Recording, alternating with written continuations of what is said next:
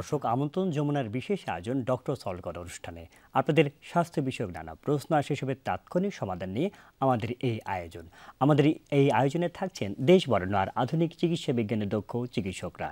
এই পর্যায়ে আজ আমাদের আলোচনার বিষয় ডায়াবেটিক রোগীদের রোজার পূর্ব প্রস্তুতি। আলোচনার জন্য আমাদের সঙ্গে অতিথি হিসেবে আছেন ডায়াবেটিস মেডিসিন ও হরমোন রোগ বিশেষজ্ঞ অধ্যাপক doctor M A Mannan, Anwar Khan modern medical college হাসপাতাল। আপনাদের সাথে পুরো আয়োজন জুড়ে আছে আমি ডাক্তার আবু সাইদ শিমুল।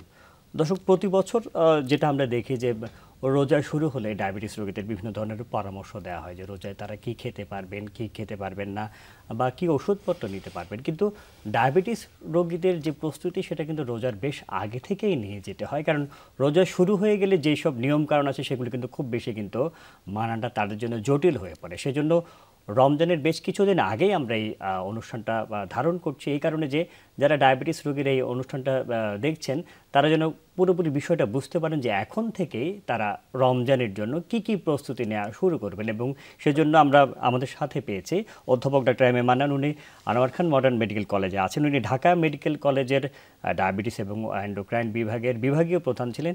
দীর্ঘদিন ধরে উনি এই রোগের বিশেষজ্ঞ হিসেবে রয়েছেন এবং তার কাছ থেকে আমরা শুনবো আসলে এই পুরো বিষয়টা। প্রথমে আসলে যেটা জানতে চাইছি, অনেকেরই যেটা প্রশ্ন করবেন যে ডায়াবেটিক রোগীরা কি রোজা রাখতে পারবেন কিনা? জি, আজকের অনুষ্ঠানের আয়োজক এবং সঞ্চালক সবাইকে আমার আন্তরিক ধন্যবাদ এবং সালাম। ডায়াবেটিস আসলে একটা মেটাবলিক ডিসঅর্ডার। সারা বিশ্বে এটা নিয়ে অনেক সবাই আতঙ্ক এবং এটা একটা মহামারী আকারে ধারণ করেছে। ডায়াবেটিসকে অবশ্যই গুরুত্ব দিতে হবে, যেহেতু ডায়াবেটিস হলো একবারে সারা জীবনের জন্য রোগ, একবারে ভালো হওয়ার রোগ না। সুতরাং যারা ডায়াবেটিস রোগী যদি রোজা রাখতে চায় তাদের কিছু পরিবর্তন আসে। যেমন একটা লোকের সে সারা দিনে আগে রোজার আগে সে 3 বেলা থেকে 5 বেলা পর্যন্ত খেত, কিন্তু খাওয়ার পরিবর্তনটা আসলো। তারপরে ডায়াবেটিস রোগীর যখন ডায়াবেটিস আসলো তখন খাওয়ার পরিবর্তন, ঘুমের পরিবর্তন, তারপরে সময়ের পরিবর্তন, এগুলো অনেক কিছু ফ্যাক্টর আছে ডায়াবেটিস রোগীর জন্য। সুতরাং আমরা একটা রোগী যখন আমাদেরকে ডায়াবেটিস বিশেষজ্ঞ হিসেবে যখন জিজ্ঞেস করে যে স্যার আমি একজন ডায়াবেটিস রোগী এবং আমি কি রমজানে রোজা থাকতে পারবো, সত্যিকার কথা এক কথায় উত্তর দেওয়াটা সমীচীন না, উত্তর দেওয়াটা ঠিক না। কারণ হচ্ছে তার আমরা অ্যাসেসমেন্ট করি যে তার ডায়াবেটিসের সঙ্গে অন্য কোনো রোগ আছে কিনা, কোন ধরনের ডায়াবেটিস, তার কি type 1 diabetes, that is insulin নির্ভরযোগ্য ডায়াবেটিস কিনা। ইনসুলিন যদি তার ডায়াবেটিস কি সবসময় বলে ধরেন বেশিরভাগ ক্ষেত্রেই তো আসলে রোজা রাখতে কোনো বাধা নেই, কিন্তু কাঁধে রোজা রাখতে গেলে একটু বেশি সতর্কতা হবে, সেটা যদি উল্টোভাবে একটু। হ্যাঁ, এটা আমি বলি যে প্রায় সবাই রোজা রাখতে পারবে, এমন একটা ভয়ের কিছু নাই, কিন্তু নিয়ম কানুন মেনে রাখতে হবে। সুতরাং আমরা কতগুলো এই রোজা রাখার ক্রাইটেরিয়াকে 3 ভাগে ভাগ করা হয়েছে। High risk, medium risk, low risk. High risk গ্রুপে যেমন যে বাচ্চা, তার হলো ইনসুলিন নিতে হয়, ওটা ছোট বাচ্চা যাদের ডায়াবেটিস ইনসুলিন নেয় তাদের জন্য আমরা বলি যে এটা খুব রিস্ক। আচ্ছা, তারপরে যারা ডায়াবেটিস আছে, আবার কিডনি সমস্যা আছে, সিকেডি বলা হয়, ক্রনিক কিডনি ডিজিজ, তাদের ডায়ালিসিস করতে হয়, এই সমস্ত রোগীকে আমরা সাধারণত ডিসকারেজ করি যে আপনি রোজা রাখবেন না। তাছাড়া যারা প্রেগনেন্সি, প্রসূতি মায়েদের যাদের গ্রোয়িং এজ, পেটে প্রথম 3 মাস আমরা বলি যে আপনি রোজা রাখবেন না। রোজা না রাখাটাই তার জন্য বাঞ্ছনীয়।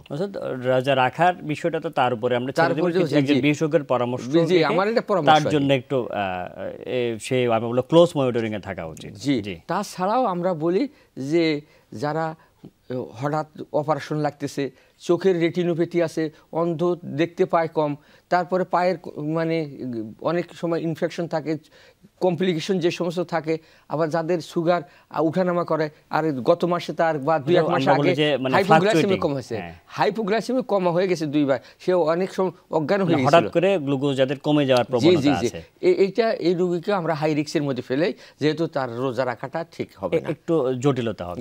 মানে আমরা যদি এভাবে বলি, কারণ যেহেতু এটা ধর্মীয় বিষয়, বিষয়, ধর্মীয় আবেগেরও বিষয়। খুব বেশিরভাগ আসলে ডায়াবেটিস রোগীরা অবশ্যই রোজা রাখতে পারবে।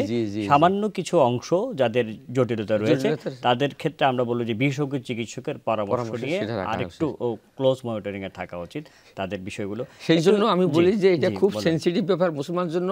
আমাদের দেশে পৃথিবীতে প্রায় 90% বা তার উপরের মানে মুসলমান রোজা রাখে। এটা one of the 5 pillar of Islam. মানে আমরা বলি না নামাজ, রোজা, হজ, জাকাত, কালেমা, তারপর রোজা একটা ইম্পর্টেন্ট পিলার, একটা ইসলামের স্তম্ভ। এটা মুসলমানের জন্য খুব সেনসিটিভ ব্যাপার। সবাই রোজা রাখতে পারে, বলে যে স্যার আমি মরে যাব তো রোজা রাখবো, কিন্তু তাকে বুঝাইতে হবে যে আমরা বলবো আপনাদের মধ্যে বিশেষজ্ঞ যারা আছে তাদের কাছে আরেকটু আমরা বলবো ক্লোজ মনিটরিং এ থাকা বা ঘন ঘন যাওয়া, ওষুধগুলো একটু অ্যাডজাস্ট করার বিষয় রয়েছে। তাছাড়া এডুকেশন মোটিভেশন দিতে হয়। জি, এই যে একটু যদি বলতেন যে যাদের ইনসুলিন নেয়, অনেকে আবার দেখা যাচ্ছে যে গ্লুকোজও পরীক্ষা করে। ইনসুলিন তো একটা ইনজেকশনের মাধ্যমে নেওয়া হয়, আবার গ্লুকোজ যে পরীক্ষা করে সেটা রক্ত, আমরা জানি যে রক্ত পড়লে তো রোজা ভেঙে যায়। এই ক্ষেত্রে যদি একটু বলেন যে যারা রোজা রেখে তারা কি ইনসুলিন নিতে পারবে কিনা, এক নম্বর প্রশ্ন। 2 নম্বর প্রশ্ন হচ্ছে যে রক্ত পরীক্ষা করে যে তারা যে ডায়াবেটিস আছে কিনা সেটা জানে, এই দুটো এটা অনেকের কাছে কনফিউশন। আমি সর্বসাধারণের জন্য বলবো যে মুসলমান যারা রোজা রাখবেন তাদের জন্য রোজা রেখে তাদের সুগার পরীক্ষা করা যাবে, তাতে রোজা নষ্ট হবে না। আমাদের সমস্ত বিজ্ঞ আলম সারা পৃথিবীর, মিশরীয়, মিডল ইস্ট যারা বড় বড় এই সমস্ত ফতুয়া আছে দেয়, তারা বলেছেন যে তারা ইভেন চামড়া নিচে ইনসুলিন নিতে পারবে এবং রোজা রেখে সুগার পরীক্ষা করতে পারবে, রোজা নষ্ট হবে না। জি, এই যে রমজানে তো আসলে খাবারের যে একটা নিয়ম সেটাতে একটু সমস্যা হচ্ছে, ঘুমের যে রুটিন সেটা তো আসলে একটু আমরা বলবো একটু পরিবর্তন আসে। এই যে খাবারের বিষয়টা, সকালের একেবারে সেহরির সময় এবং ইফতারের সময় কি খাবে, এই সব বিষয় নিয়ে আমরা আলাপ করবো একটি বিরতির পর। দর্শক, অনুষ্ঠানে এই পর্যায়ে নিয়ে নিচ্ছে একটা ছোট্ট বিরতি, সাথেই থাকুন।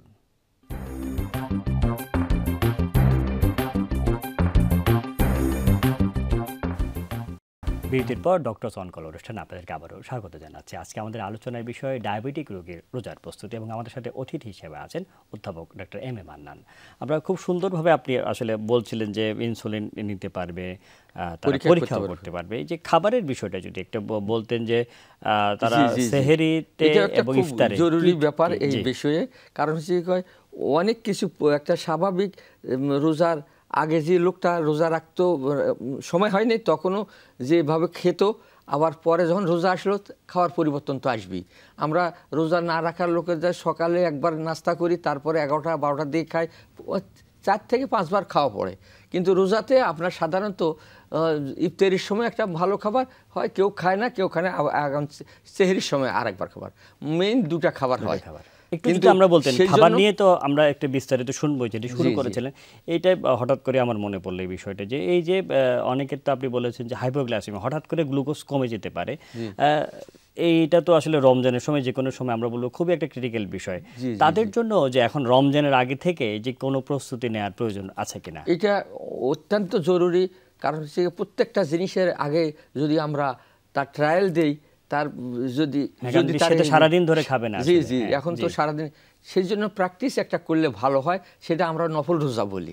2-1টা রোজার আগে, ফরজ রোজার আগে 2-1টা নফল রোজা রাখলে এখন থেকে রমজানের আগে থেকে, এই জন্যই তো আসলে আমাদের এই আজকের অনুষ্ঠানের আয়োজন, কারণ আগে থেকে আসলে তার প্রস্তুতি অবশ্যই নেওয়া উচিত।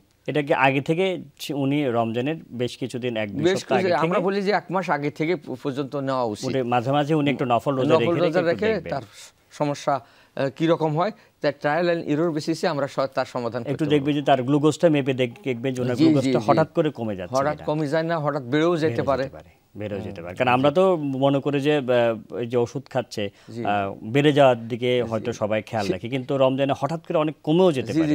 এই জন্য আরেকটা কথা বলি যে 4টা জিনিস ইউজুয়ালি হয় রমজানে নরমাল থেকে। কি হতে পারে সেটা হলো, সবচেয়ে আমরা চিন্তা ভাবনা করি হলো হাইপোগ্লাইসেমিয়া, সুগার শর্ট হয়ে যায়, নেমে যায়। তখন আরেকটা কি হতে পারে, ডিহাইড্রেশন হয়, যেহেতু সারাদিনে পানি খায়, পানি স্বল্পতা হয়ে যায়, এবং থ্রোম্বোসিস নামে একটা যে রক্তের জোট, মানে পানি যেহেতু কমে যাচ্ছে, রক্ত জমাট বেঁধে যাওয়ার প্রবণতা বেড়ে যায়। তাছাড়াও আরও কি হতে পারে, ডিকিএনএম ডায়াবেটিক কিটোএসিডিসি, কিটোন বডি বেড়ে গিয়ে মানুষ অজ্ঞান হতে পারে। আর তাছাড়াও আমরা সাধারণত দেখি এই রোগীগুলা যখন হাইপো হয়ে যায় বা হাইপার হয়ে যায়, হাইপার হয় কখন, হঠাৎ গ্লুকোজ কমে যায়, বেড়ে যায়। হাইপো হলে তখন তার আমরা সিমটমগুলো বলে দিই যে এই সমস্ত হলে আপনি সঙ্গে সঙ্গে রোজা ভেঙে দিবেন, এই সমস্ত ইয়াতে থাকবে না। যেমন তার এগুলি যে বিষয়গুলো আলাপ করে, তাহলে আমাদের মোট কথা হচ্ছে এখন থেকেই সবাইকে একটু একটু নফল রোজা সপ্তাহে 1 দিন 2 দিন 3 দিন করে রমজানের আগে থেকে তাদের রেখে একটা অভ্যস্ততা, শরীরের একটা অভ্যস্ততার বিষয় রয়েছে, তার ওষুধেরও অভ্যস্ততার বিষয় রয়েছে, সেগুলি সবগুলাই অ্যাডজাস্ট করে নিতে হবে। তার খাওয়া, ঘুম, তারপর ওষুধের বিষয় আছে, যদি কেউ ইনসুলিন পায় সেটার বিষয় আছে, ডোজ ঠিক করে নেওয়া, এইগুলো একটু যদি বলতেন যে আপনারা তো অনেককে 2 বেলা বা 3 বেলা ওষুধ দেন, কিন্তু উনি তো দেখা যাচ্ছে যে সেহরির সময় ওষুধ খেতে পারলো, আবার খেতে পারলো হচ্ছে দেখা যাচ্ছে ইফতারির সময়, কিন্তু দুপুরে একটা ওষুধ খেতে আগে কিংবা সকালে, এই ওষুধগুলো কিভাবে অ্যাডজাস্ট করবে? আমরা সাধারণত অ্যাজ ফর এক্সাম্পল আমি উদাহরণস্বরূপ বলি যে একটা লোক ট্যাবলেট একটা খেলো, সকালে একটা খায়, রাত্রে একটা খায়, ডায়াবেটিসের বড়ি যদি খায় 2 বেলা 2টা খায়, প্রেশারের বড়ি একটা খায়, অন্যান্য যদি তার কোনো ইসকেমিক হার্ট ডিজিজ থাকে সেটা বড়ি খায়। কিন্তু ডায়াবেটিসের ব্যাপারে সাধারণত আমরা বলি যে আপনি যেটা সকালে খেতেন সেটা ইফতারিতে খাবেন, সকালে ইফতারিতে খাবে, রাত্রে যেটা খায় সেটা সেহরির সময় খায়। প্রথম অবস্থায় আমরা সেহরির ডোজটা অর্ধেক করি, কারণ হচ্ছে সারাদিন না খেয়ে থাকবে, হাইপো হওয়ার চান্স থাকে। এই জন্য আমরা সাধারণত আপনি বলি যে আপনি সেহরির সময় যে ওষুধটা খাবেন সেটা আপনি কম করে খাবেন, 2/3 অথবা অর্ধেক। এখানেও যে আপনি যে বারবার ঘুরে ফিরে আসছে, উনি যখন নফল রোজাটা এখন থেকে রাখবেন, তাহলে কিন্তু যে আপনি এই সেহরির সময় অর্ধেক করলেন এবং তখন তার আরেকটা সুবিধা হবে। হ্যাঁ, তাহলে কিন্তু এখন উনি বুঝে যাবেন এই যে নফল রোজা রাখার সময় ওনারটা ডায়াবেটিসটা ঠিকমতো কন্ট্রোলে আসছে কিনা সেটা উনি বুঝে যাবেন। আর যারা ইনসুলিন নিতেন, ধরুন কেউ 40, 50, 80 নিতেন, ইনসুলিনের ডোজ কি একই থাকে না একটু? না, এটাও একটু ওইভাবে আছে। আমি ওইটা উদাহরণস্বরূপ বলি যে একটা লোক যদি সকালে নেয় হলো 20, রাত্রে নেয় হলো 10, সাপোজ, তার হলো সকালেরটা নিবে হলো জাস্ট ইফতারির সময়। আমরা সাধারণত অনেক সেন্সিটিভ ব্যাপার যে আমরা এটা নেওয়ার নিয়ম হলো খাওয়ার আগে। তো ইফতারি আমি ইনসুলিন নিব কিনা, নিতে পারবে কিন্তু কোনো হবে না, তারপরে জাস্ট একটু পানি মুখে দিয়ে ভেঙে তারপরে ওই ইনসুলিন 20 ইউনিটটা নিবে, আর বাকি যে রাত্রে 10 ইউনিট দিল ওইটা নিবে হলো। কিন্তু এই সময় এই যে ইফতারির পানি খেয়ে যে ইনসুলিন নিল, তারপর কিছুক্ষণ উনিও তো অপেক্ষা করতে হবে, তারপর উনি খাবার না অপেক্ষা না করলে চলবে, কারণ হচ্ছে কয় সারাদিনে না খাওয়া, উনি যে সমস্ত খাওয়ার ব্যাপারে একটু মানে খাবারের বিষয় বেশি খুব আসলে গুরুত্বপূর্ণ। আমরা শুরু করেছিলাম যে আসলে খাবারটা আসলে কেমন হবে সেই বিষয় নিয়ে আমরা আলাপ করবো একটি বিরতির পর। দর্শক, অনুষ্ঠানে এই পর্যায়ে নিয়ে নিচ্ছে একটা ছোট্ট বিরতি, সাথেই থাকুন। বিরতির পর ডক্টর কোন অনুষ্ঠানে আপনাদেরকে আবারও স্বাগত জানাচ্ছি। আজকে আমাদের আলোচনার বিষয় ডায়াবেটিক রোগীর রোজার প্রস্তুতি, এবং আমাদের সাথে অতিথি হিসেবে আছেন অধ্যাপক ডক্টর এম এ মান্নান। আমরা খুব সুন্দরভাবে, আপনি বলছিলেন যে ওষুধের বিষয়টা বলছিলেন, আপনি ইনসুলিনের বিষয়টা, খাওয়া দাওয়া কিন্তু এই ক্ষেত্রে খুবই গুরুত্বপূর্ণ। তাদের ডায়াবেটিক রোগীদের তো আসলে এমনিতেও ওনারা নিয়ম মেনে চলেন, কিন্তু এই সময় সেহরির সময় কিংবা ইফতারির সময় আসলে কি কি খাবেন এটা যদি একটু বলতেন। আমাদের দেশে প্রবণতা আছে ইফতারিটা একটা বিরাটভাবে আয়োজন, তার মধ্যে মানে মিষ্টি জাতীয় খাবার, ভাজি জাতীয় জিনিস, অনেক কিছু খাবার থাকে বিরাট। এই সমস্ত জিনিসটাকে আমরা সাধারণত ডিসকারেজ করি যে এটা আপনারা এত খাবেন না, পরিমাণ মতো খাবেন। এবং সাধারণত যে সমস্ত সারাদিনের ডিহাইড্রেশন হয়ে থাকে, পানি স্বল্পতা থাকে, আপনারা পানি জাতীয় জিনিস, শরবত, লেবু, লবণের শরবত খাবেন, তারপরে তরমুজ থাকলে তরমুজ খাবেন, তারপরে যে মিষ্টি কম সেই সমস্ত ফল খাবেন, তা প্রচুর পরিমাণে পানি খাবেন, যেহেতু আপনার সারাদিনের পানি শূন্যতা আছে। আর একটা জিনিস হলো কি, খাবার সাধারণত আমরা ভাজা, পোড়া, ঝাল, এটা একটু যেহেতু সারাদিনে অ্যাসিডিটি হয় অনেক দিনে না খেয়ে, তারপরে সেটা আবার যদি আমরা ঝাল জিনিস, ভাজা পোড়া জিনিস যদি বেশি করি খাই, আরও ক্ষতি হতে পারে। তখন তার দেখা যাবে যে মানে গ্যাস্ট্রিক প্রবলেম হচ্ছে, গ্যাস হচ্ছে, বুক জ্বালাপড়া করতেছে। এই সমস্ত জিনিসটাকে আমরা পরিহার করতে বলি যে আপনারা সাধারণত সফট জিনিস, নরম জিনিস, যেটা প্যালেটেবল, মানে সেই জিনিসটা যেটা আপনার নরম খাবার সেটা খাবেন, যাতে কোনো আপনার গ্যাস্ট্রিকের সমস্যা না হয়। আর প্রচুর পরিমাণে পানি, যে সমস্ত পানি জাতীয় ফল এগুলা বেশি খাবেন, ডাবের পানি খাবেন, তারপরে তরমুজ খাবেন, আরও অন্যান্য যে সমস্ত ফল রসালো ফল আছে এগুলো আপনি প্রচুর পরিমাণে খেতে পারবেন। জি, এই সময় তো অনেকে দেখা যাচ্ছে আমাদের প্রবণতা শরবত খাওয়ার, শরবত যে চিনি শরবত সেইটা খেতে পারবে হ্যাঁ, সেটা মানে খেতে পারবে, কিন্তু চিনি না দেওয়া ভালো। এখন আমাদের দেশে মানে মিষ্টি যে চিনি ছাড়া সুগার ছাড়াও মিষ্টি বা ডাইরেক্ট চিনি ছাড়াও, যেমন জিরো ক্যাল আছে, বিভিন্ন ধরনের এখন গাছের পাতার একটা চিনি বের করছে যে স্টিভিয়া বলা হয়। এইটা মানে ভীষণ মিষ্টি, কিন্তু আপনার ডায়াবেটিস বাড়বে না। এই অল্প একটা করে দিলে আপনার মিষ্টির স্বাদ মিটে যাবে। এটা করা উচিত আর কি। এই যে যারা ছাড়তে পারেন আর কি, তাদের জন্য খুব সুন্দরভাবে আমরা প্রথম দিকে আলাপ করেছিলাম যে এই সময় তো ডায়াবেটিক রোগীরা যারা রোজা রাখবে তাদের কি কি সমস্যা হতে পারে বা কি কি সমস্যার দিকে ওনাদের একটু খেয়াল রাখা উচিত। হ্যাঁ, ডায়াবেটিস রুগী আছে, তার তো আমি প্রথমের দিকেই বলেছি যে হাইপো শর্ট হয়ে যেতে, সুগার শর্ট হয়ে যাবে, মানে তার হাইপোগ্লাইসেমিয়া কমা হয়ে যেতে পারে, চোখ মুখ অন্ধকার, তারপরে বুক ধড়ফড় করা, অস্থির লাগা, মাথা ঘুরে পড়ে যাওয়া, সঙ্গে সঙ্গে তাকে রোজা ভাঙতে হবে। অবশ্যই তার রোজা ভাঙা উচিত। কারণ হচ্ছে এই ব্যাপারে কোনো জেদাজেদি করা হবে না। কারণ হচ্ছে অনেকেই করে কি, আমি আর কয়েক ঘন্টা আছে মাত্র, তারপরে ইফতারি টাইম হবে, আমি এই রোজা ভাঙবো না। এইরকম উদাহরণ অনেকে দেখা গেছে আমাদের চোখে, যে অনেকে তারা মানে এক্সপায়ার করে গেছে। সুতরাং এই বিষয়ে যদি কোনো ডায়রিয়া হয়, কোনো যদি বমি হয়, এত জটিলতা হয়ে যায় মৃত্যু পর্যন্ত হতে পারে। মৃত্যু এটা একদম স্বাভাবিক। কারণ হচ্ছে হাইপোগ্লাইসেমিয়া হলে ব্রেন ড্যামেজ, মানে উইথিন 5 মিনিটের মধ্যে ব্রেন ড্যামেজ হয়ে যেতে পারে যদি সুগার। কারণ হচ্ছে ব্রেনের একমাত্র নিউট্রিশন হলো সুগার। তো সুতরাং আমরা এই সুগারকে মানে অর্থাৎ আমরা বারবারই যেটা বলতে চাচ্ছি যে ডায়াবেটিস রোগীতে সবাই তো মনে করছে সুগার বেড়ে যাচ্ছে, কিন্তু রমজানে একটা কমে যাওয়ার সম্ভাবনা আছে। সেজন্য একটু মনিটরিং থাকতে হবে। এবং আরেকটা জিনিস হলো কি, অতিরিক্ত মিষ্টি জাতীয় ফল, জিলাপি, মিষ্টি, এগুলো বেশি বেশি খেয়ে আবার দেখা যাচ্ছে অনেক বেশি বেড়ে যাচ্ছে। এই যে হাইপোগ্লাইসেমিয়া বা গ্লুকোজ কমে যাওয়ার আপনি যদি একটু বলেছেন, একটু বিস্তারিত আমরা জানতে চাই, যেটা এই প্রসঙ্গটা বারবারই আসছে। আসলে গ্লুকোজ কমে যাওয়ার লক্ষণগুলো আসলে কি কি? হ্যাঁ, গ্লুকোজ কমে যায়, এটা খুবই সবারই জানার দরকার।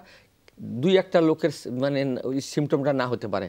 কারণ হচ্ছে আমরা তো জানি সারা পৃথিবীতে বহু ডায়াবেটিস, এবং প্রায় 60% লোক জানে না যে তার ডায়াবেটিস আছে। তা আমাদের দেশেও তাই। কিন্তু ওই সুগার যদি কমে যায়, তখনই দেখা যাবে তার হলো কি সিমটম ডেভেলপ করবে। কি সিমটমটা? বুক ধড়ফড় করবে, অস্থির লাগবে, সারা শরীর ঘেমে যাবে, আর মানে ডিমনেস অফ ভিশন বলা হয়, যেটা চোখ মুখ অন্ধকার হয়ে দেখবে, মাথা ঘুরবে, বমির মানে ভাব হতে পারে।